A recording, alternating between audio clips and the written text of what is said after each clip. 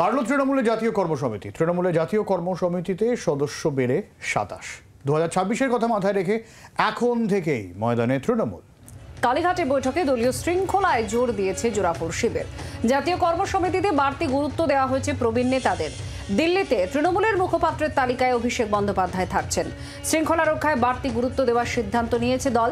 একের বদলে ৩টি শৃঙ্খলা রক্ষা কমিটি গড়েছে তৃণমূল কংগ্রেস।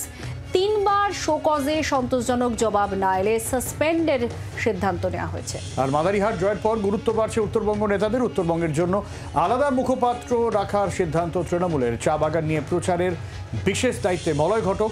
বিধানসভার কথা মাথায় রেখে এখন থেকেই ময়দানে তৃণমূল। যুবদের কাছে টানতে জেলায় জেলায় শোনানো হবে দলের ইতিহাসও।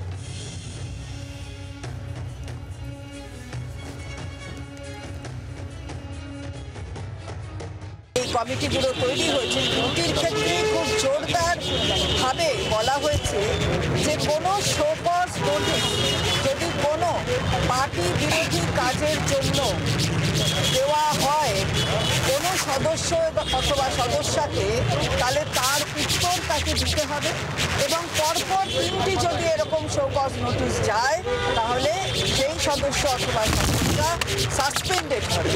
অর্থাৎ এটা আমি পার্লামেন্ট করলাম, কিন্তু এই নিয়ম সকলের ক্ষেত্রেই আছে।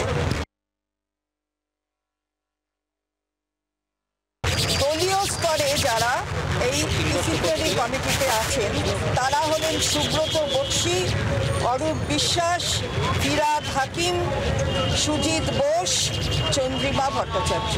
এই 5 জন এই পার্টির ডিসিপ্লিনারি যে কমিটি তাতে রয়েছেন। কি বলেছেন সমীর ভট্টাচার্য এবং শুভেন্দু অধিকারী, শুনবো।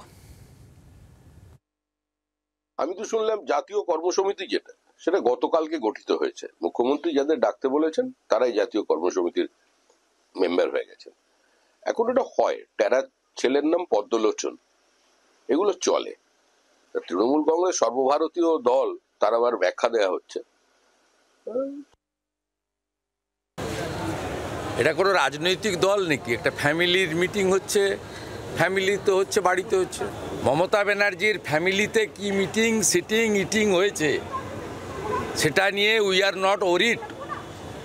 আমরা এটা নিয়ে ওরিডও নই, চিন্তিতও নই, আমরা ভাবিতও নই। বাংলার আওয়াজ, বাঙালির আবেগ, জি 24 ঘন্টা।